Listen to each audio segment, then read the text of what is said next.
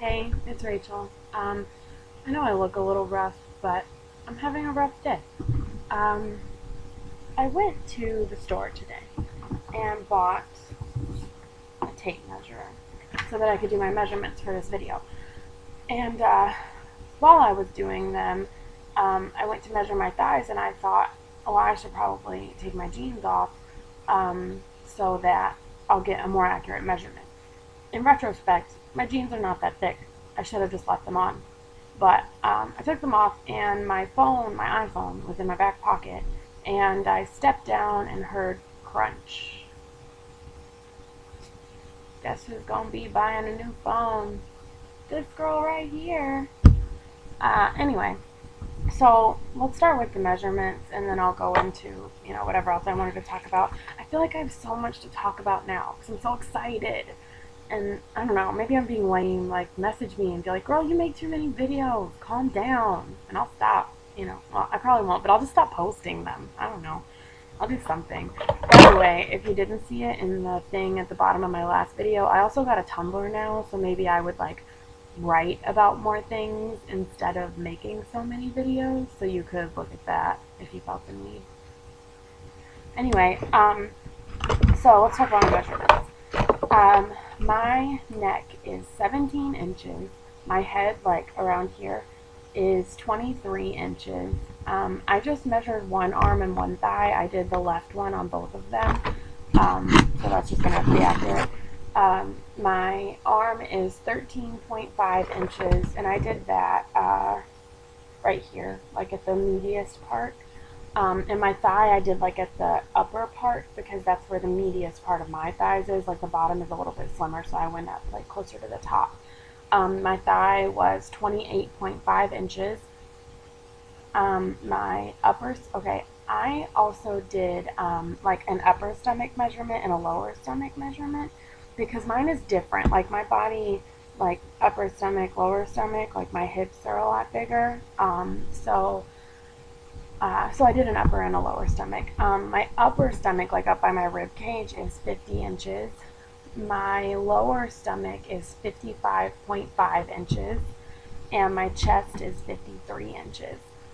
So those are my measurements. And I know that I'll probably weigh in weekly and do a video about that. But I really think that I'm going to wait on my measurements and just do them monthly. So, yeah. I don't really know what I'll do. Who knows? Maybe I'll weigh myself and measure myself every day and post a video about it if I'm so excited. Every half an hour. Whatever. Oh, look, I'm an ounce slower. Look, I lost a centimeter. No, you guys would seriously unsubscribe. I know. Okay. I want to talk about some things that I bought at the store today. First of all, I had seen a recipe for a pina colada protein shake. And, hey, pina colada, I'm down. So I was like, cool, I could make that. And it called for sugar-free coconut cream and pineapple. And so, first of all, I did make this shake, and I realized that I don't like pineapple in my protein shakes because pineapple has this stringy in it, and it gets all in your shake, and I can't. Texture bothers me. So I can't do it. But anyway, so I could not find this sugar-free coconut cream. So while I was at Walmart, I went down the aisle where there's imitation vanilla and stuff, and I found this. Imitation coconut extract. No calories, no sugar, just nothing, pretty much. And knowing that, and you just put 2-3 drops in there and you can totally taste it, it's a pretty strong flavor. Some people would probably even have to do less than that. But knowing that there's this whole aisle of all these different imitation flavors, it's like putting sugar-free syrups and, equivalency, I guess. But there's way more flavors of imitation stuff than there is of sugar-free syrups. And they're cheap. And, yeah, it just opens up a whole new world of all the different flavors of protein shakes you could make just by putting a drop or two in there. And I'm the kind of person that monotony bores me. And so if I have the same protein shake over and over and over again, I'm going to get so bored. And so knowing that I can change it up really really will help me. Like, I can totally stick to having protein shakes every day and having sugar-free Jello every day and that kind of stuff, as long as there's like a variety. I bought like 17 varieties of sugar-free Jello and like 5 different sugar-free puddings, because something just has to be different or I'm gonna lose it. But anyway, so yeah, I bought that. And then also, I found this at the store today.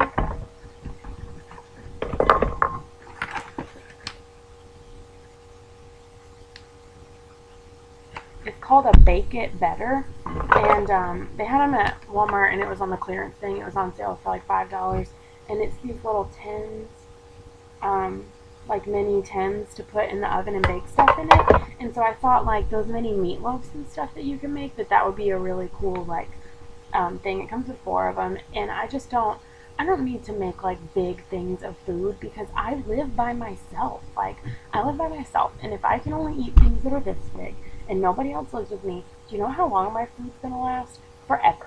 I'm gonna have to throw it away. Or my dog's gonna get really heavy because I will give it all to him.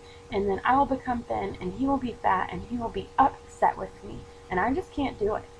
So I need things that are smaller portion sizes. Speaking of which, also found these at Walmart.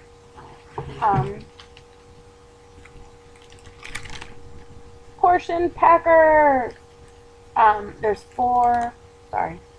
There's 4 of these little containers, and they measure to be 3 ounces. And so I just thought that would be something good to have, like this pre-measured thing, you know, whatever. I also bought these popsicle makers. Since we got sugar-free popsicles, I figured it would really just be cheaper and easier if I used this and made some Crystal Light and poured it in there and made a popsicle. You know what I'm saying? Like, cheaper. And I have so many different Crystal Light flavors that I could change it up all the time, and, you know, so anyways, I think that's a good plan. And technically, couldn't I count that as fluid ounces if I pour Crystal Light in there and make a popsicle and eat it? Just saying. Anyways, also, this is the food scale that my mom got me for Christmas.